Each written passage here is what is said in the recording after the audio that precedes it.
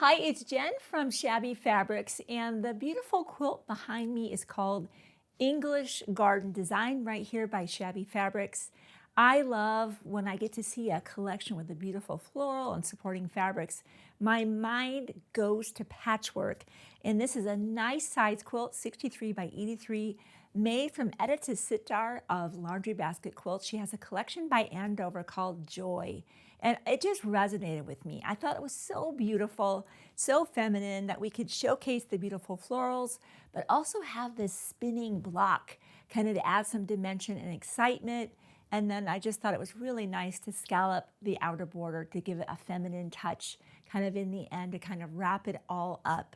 Now that fabric is literally coming inbound to us right now. We got some early yardage to make our sample quilt.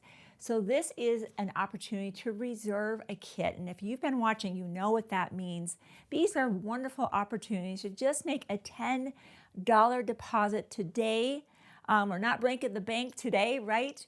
And you can go do all the things you'd normally do, shopping or whatever you're going to do, and just know that when the fabric comes in, we get busy cutting, carefully folding, and packaging your kit, that one of those has your name on it. And of course, we bill you for the difference and head that your way. And of course, this quilt needs a perfect backing, which again is the fabric that I chose here for that main focal block as well as the outer border. This is again your backing. That's just a $5 deposit. And again, when that comes in, we cut, carefully fold, package, and we bill you for the difference. So I love reserves. I love knowing that something's coming in the future, but I might not be ready to buy that at this moment. So people are really enjoying reserves. So again, this is English Garden, the reserve, to reserve the kit and the backing. Notice this is all piecing.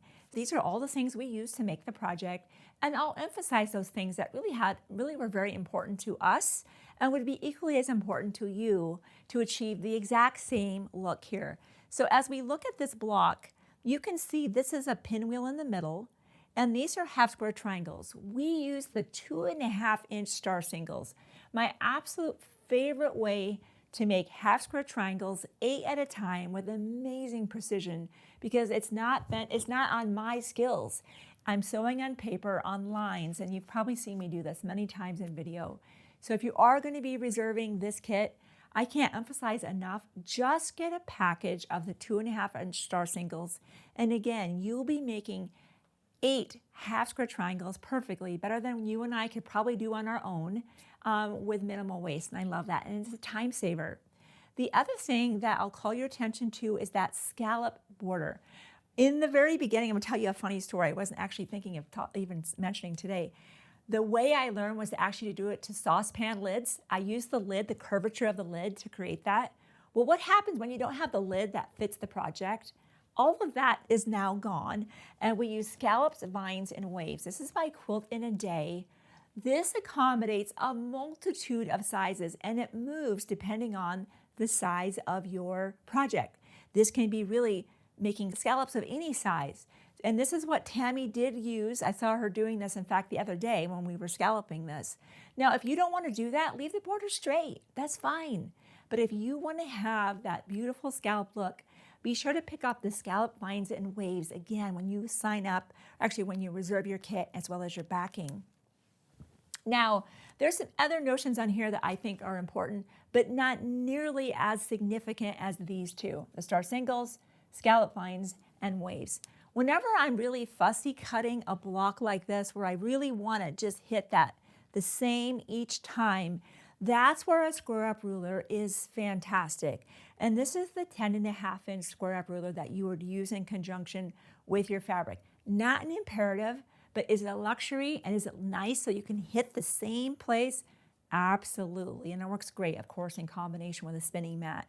So that's another one we felt was pretty important, because we did want to hit that in the same spot to have that same look each time for these. So again, that's the 10.5-inch. The other notions on the table, we chose a wider ruler because we have some wider borders. The 2.5-inch by width of fabric, we always love to use that whenever we are cutting our binding strips, because we use 2.5-inch binding strips. And of course, some of your other rulers as well, patchwork pins. We did choose a special color of our Aurifil thread. We'll have that in the description.